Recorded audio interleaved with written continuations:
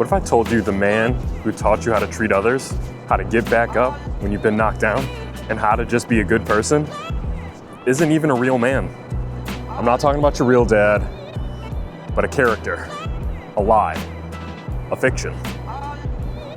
Think about it. Who taught you the difference between being a good father and a great one?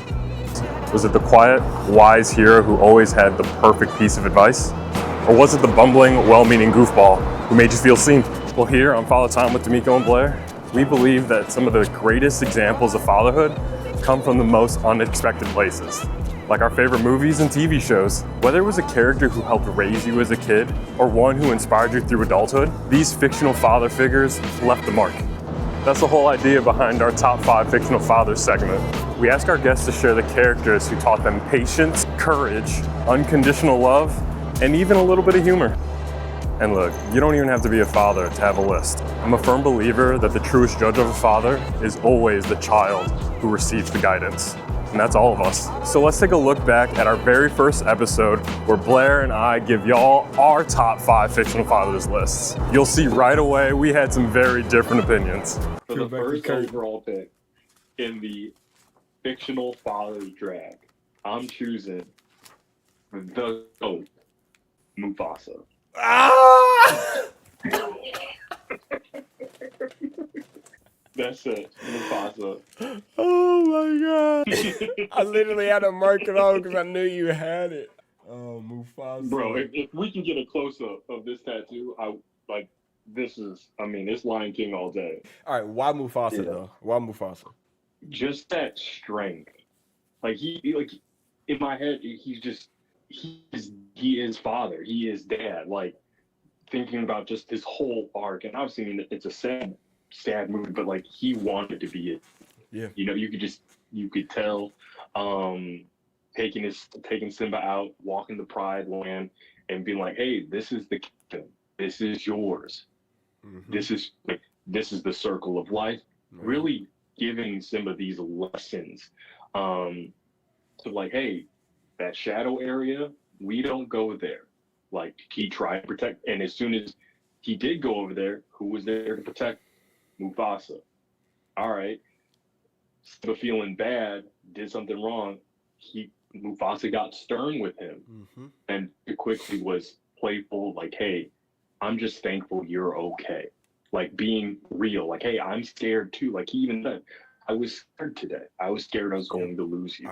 And being able to have comfortable enough in my attitude, my fear to my own child, mm-hmm. and be like, hey, I don't know all the answers. But I'm going to help try to figure it out with you. And then even after death, like, yo, remember who you are. Oh, like, bro. You are a king. You are my son. You are the next king. Like that, like, I want those lessons to reverberate into Mayari when I'm dead and gone. I want her to remember who she is. Remember the person that she's always been. Don't let anyone make you forget that. Never shrink down to make other people feel comfortable. You be you. Oh man! All right, cool. So, shout out to you for stealing my second overall pick, but you didn't steal my first overall pick. This man came into this character's life when his dad popped in and dipped out, and gave him a hug and told him pretty much the same thing, but he was like, I'm here for you. You don't need him. You good. My daddy, number 1 fictional daddy of all time, is Uncle Phil. Even though his name is Uncle Phil, we're going to put Phil Banks as the number 1. My number 1 pick is Phil Banks. The lessons that he taught his kids, coming from being a Panther, low-key a Panther when he was in Alabama or Mississippi. I forgot where he said that Arkansas, I think, on a pig farm where he was raised in the show, to becoming a lawyer and being an activist, not only showing his children that you can come from the slums and put yourself in a position to be dope and accepted by people who aren't necessarily supposed to accept you, but also demand that they hear you, see you, feel you whenever you speak. All right. For my second round pick, I'm choosing a man. I don't know if you watch the show. This will only tell. Randall Pearson, from This Is Us. From This Is Us, Sterling K. Brown. That's me. In the show, he can goof, he can be silly. His wife is his queen, but he has very serious. He has some of the most emotional moments on that show. Yes. Yeah, Randall Pearson. Yes. And then obviously the dynamics of him being a father to his kids, and then adopting Deja, and that journey for him as a father of adopting a young teenage girl, and everything that came with it, and just trying to always adapt to the situation, not trying to force his kids into what he wanted them to be, but appreciating and accepting them for who they are in that moment and what they need him to be. Shout out to you. But to keep it on NBC, we're going to hold it down for NBC real quick. Shout out to my boy Phil Dunphy from Modern Family. When it comes to being a goofy dad, a goofy husband, to being serious about his career and driving himself to be great in his career, to not necessarily being the greatest converser when it comes to like saying what he feels to his children, but knowing exactly what to do action-wise. Phil is one of the greatest dads. Funny man, like husband-dad combo. Can't beat Phil. I mean, you rocking the team of Phils right now. You feeling good right now. Yeah, I'm filling it up right now. I hate that we just did that dad jokes. That's the first dad joke of the episode. You feeling good?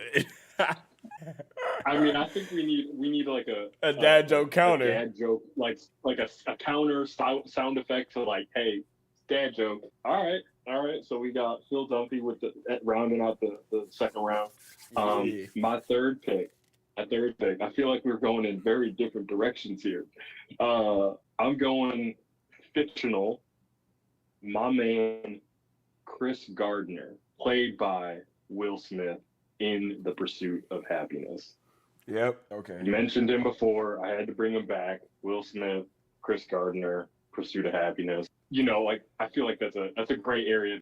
Great pick. Great fucking pick. I mean, all the snaps. It's the most gut-wrenching scene, and I never holding experienced the leg on the door. Yeah. I never experienced that type of struggle with my dad, but the theme of that I said about my dad earlier, that just relentless dedication of just providing, and just what I'm going, like you said with Penelope, there's nothing you won't do to make sure she is safe and gets everything that she deserves and out of you. I felt that. I felt all of that, and you mentioned like, being a dad or being a father isn't limited by your gender. Like I think about my mom, and in those moments where in that movie where Will Smith, Chris Gardner, was looking at his partner, the mother, like how you leave this child alone, like in feeling that and be like, all right, well then we're gonna figure this out without you. Like that's fine. Like just. I felt that with my mom the first 12 years of my life. Like she never made me feel like we were wanting. Like, no, we good, I got us. So shout out single parents holding it down. Shout out to the co-parents holding it down together. But like Chris Gardner, round 3. That's pick it. 3. I love it. All right, so pick 3 for me. And like you said, we are on different wavelengths when it comes to this. Pick 3 for me. Funny dad. Stern dad, more funny than stern though. Michael Kyle from My Wife and Kids, one of like my favorite TV shows. But no, the dad in the show is good. He stood up for his wife in a lot of situations, made sure that his kids understood the value of being a black person in America, striving for greatness, working hard for the things that you needed to work hard for. And I think that's really great. All right, who you got with number 4? So with my 4th pick, I'm picking, and I can probably with some certainty that you're not picking this person, Bandit Heeler from Bluey. The dude, yeah, I'm picking the cartoon dog. That is because Bluey's just on repeat in this household. Yeah. And this show is the way I've described like Ted Lasso as an adult version of Sesame Street, Yeah. addressing very real emotions in a very playful way. Yeah. I would say that Bluey is like a cartoon version of Ted Lasso. It Really? has that well, not yes and no. It has that New Zealand type of humor. And Bandit, I mean, he's just an every dad. He's just an every dad. They tackle a lot of issues. Like he works on like an oil rig, like 6 weeks at a time. And so like the moments where he has to say goodbye to his family before he goes on the trip, and the daughters are like, "Hey, no, don't leave. We're still playing." Shout out Bandit. Man. I just recommend watching an episode from the standpoint as a dad and just taking the lesson of whatever is being discussed. If Disney, recommend it. Each episode's only 8 minutes. It's a kid's show. So Kate and I, and if you see on TikTok, you'll see the trends. It's the parents put on Bluey for the child. The child has left the room. It's just me and Kate. We're watching Bluey. We're like, oh, this is a good. Did you see this episode? Like, yeah, it's that. So shout out Bandit Heeler. Shout out the creators of Bluey. That is the best show ever. My fourth pick for fictional dads is the ultimate dad, teaching his son the lesson of you win some, you lose some, but you live to fight another day. You be a man, stand on 2 toes, fight with your hands, get a job, stand on your own too. OG Willie Jones from Friday. Next Friday, Friday after next. Oh, you heard about that? I heard they call you Sweet Dick Jones. But no, like anytime you can have a dad who starts a TV show off by like literally giving his son the smallest message of every time I'm in the kitchen, you in the kitchen, eating up everything I work for. When you gonna get a job? The word of the day is J-O-B. Job. To see Craig's growth in the movie based off of the message of his father, and the one time there was issues and he was going to go down a darker path, God put his dad back in his life to tell him, handle your business. Like, if you done some dumb shit in the streets, eat it. You gotta eat that. Yeah. And I think that's kind of like my mom a little bit. That's why Willie Jones is on his list. Because Darlene was like, you want to do some dumb shit with your friends? You got to deal with them consequences. I'm here for you. I'm going to give you advice, but deal with them consequences. But you're not going to do them stupid. You're not going to put all of us in danger because you want to do some dumb shit. So shout out to Willie Jones. And rest in peace. Rest in peace. It's that scene right before Craig is about to shoot Debo. And he's like, just give me the gun. Yep. Like in that moment, to have present of mind, like, just give the gun. Just look at me and give me the gun, and just whatever it is, it's gonna be. But don't go down this route.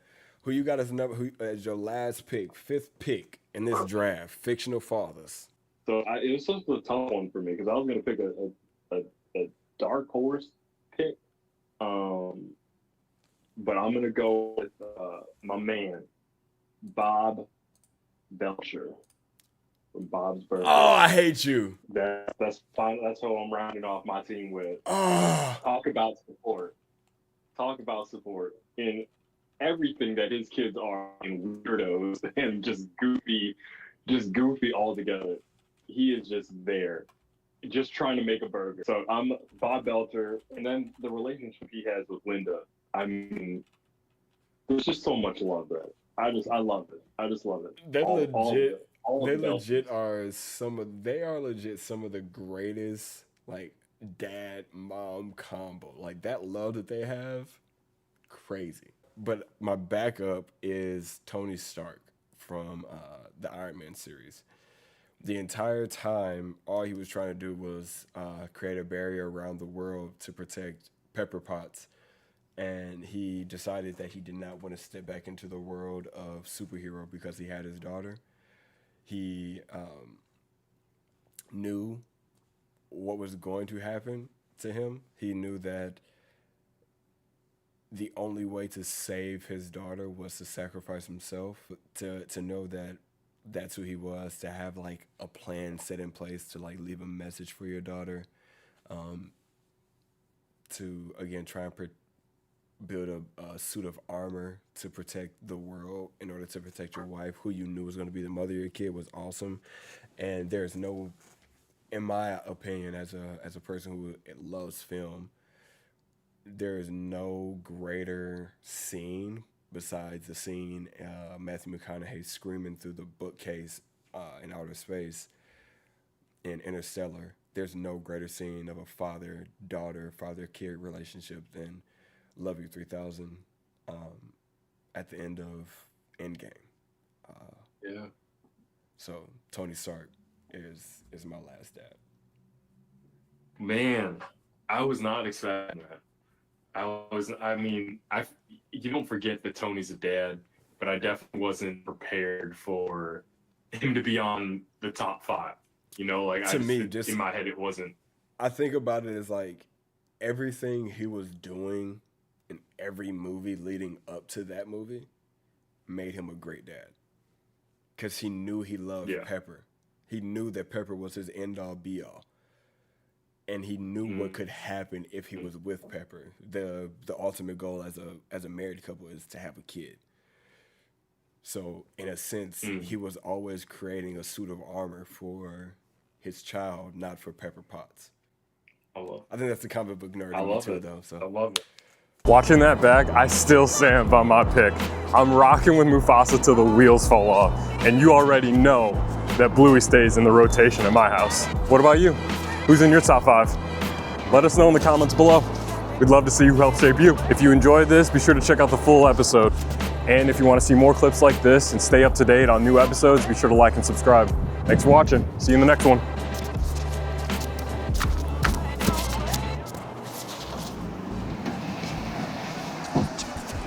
Come and take a look behind the scenes. See who's been a father, superhero every day. I'm on the grind. I won't never ever take a day off. Everything I do is gonna pay off. Your little father time with me, with me, with me. You should try your little father time with me, with me, with me.